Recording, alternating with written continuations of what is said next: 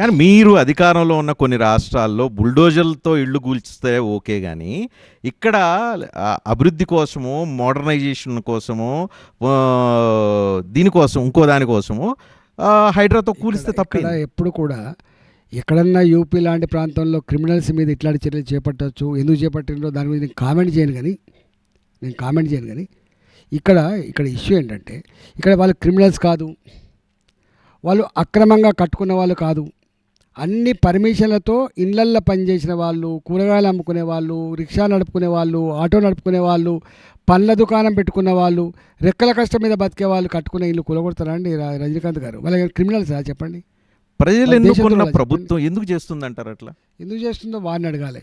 ఇప్పుడు హైడ్రా మీకు తెలుసు, హైడ్రా వచ్చినప్పుడు చాలామంది మా పార్టీలలో ఉన్న వాళ్ళు కూడా ఓహో ఆహా అన్న వాళ్ళు కూడా ఉన్నారని చెప్పిన, నేను బహిరంగ చెప్పిన, దాచుకోను కదా. నేను రాజకీయాల కోసం మనం గంత ఆత్మవంచన చేసుకోవద్దు. మేము ఇట్లా చేస్తాం అటు చేస్తామని చెప్పిన వాళ్ళు కూడా ఉన్నారు. నేను ఒక్కనే బయటకు వచ్చి మీరు చెప్తున్నది తప్పు, ఇవాళ ఏ పేదవాళ్ళు అయితే చెరువుల పక్కపడి ఇల్లు కట్టుకున్నారో, ఏ పేదవాళ్ళు అయితే ఆనాడు ప్రభుత్వాలు ఇచ్చినటువంటి భూములలో, పట్టా భూములలో ఇల్లు కట్టుకున్నారో అవన్నీ బాజాప్తా కట్టుకునేవి తప్ప బేజాప్తా కట్టుకునేవి కాదు సుమా. మీరు వాళ్ళు దొంగ లెక్క చిత్రీకరించే ప్రయత్నం చేస్తున్నారు, ఇది తప్పు అని చెప్పినా. మీకు ఇంకో ఎగ్జాంపుల్ కూడా చెప్తున్నా రజనీకాంత్ గారు. ఎంత దుఃఖం వస్తా అంటే మా దగ్గర బోడుప్పల్ అని ఉంటుంది. ఇవాళ 30 ఏళ్ల క్రితం వెలిసిన ఆ కాలనీ ఇవాళ టక్కన ఏంది వక్ భూములు అని చెప్పి పేసిండ్రు. గడ్కేశ్వర పక్కపండి ఉన్నది, ఇల్లు కట్టుకున్నారు, టక్కన వక్ భూమి అని వేసిండ్రు. ఇక్కడ మీకు తెలుసు ఎల్బీనగర్ ప్రాంతంలో ఆనాడు మునుగోడు ఎన్నికల సందర్భంలో కేసీఆర్ గారు మీది రెగ్యులైజ్ చేస్తా అని చెప్పిండి ఇచ్చిండు. 40 ఏళ్ల క్రితం వెలిసిన కాలనీలు అండి అవన్నీ, కొనుక్కున్న కాలనీలు అవి. ఇప్పుడు భూమి అమ్ముకున్నప్పుడు ఎవడు అడిగేటోళ్ళు లేడు, రిజిస్ట్రేషన్ అయినప్పుడు ఎవడు అడగలేదు, వాటిని ప్లాట్ కొడుతున్నప్పుడు ఎవడు అడగలేదు, పర్మిషన్ తీసుకున్నప్పుడు ఎవడు అడగలేదు.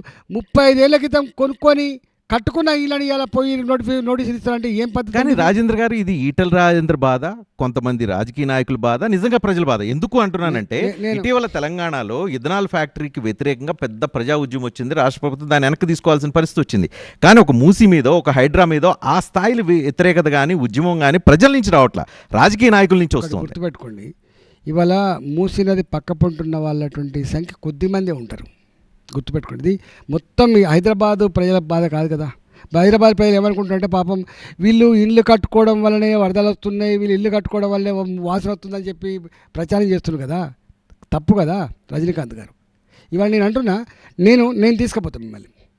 ఎక్కడన్నా పేదలు కట్టుకున్న ఇల్లు వీళ్ళు ఇప్పుడు ఏదైతే బఫర్ జోన్ లేదా FTL అని వేసిండ్రో అది కనుక అక్రమమైందని కనుక నేను దేనికంటే అనుకుంటా. ఇంతకంటే ఎక్కువ ఏం చెప్పండి? ప్రతిసారి నేను రాజీనామా చేస్తా, లేకపోతే నేను గుళ్ళేసి వస్తా, దేవుని మీద ఉంటా అని చెప్పలేను. కానీ మీరు రండి, మీరు మాట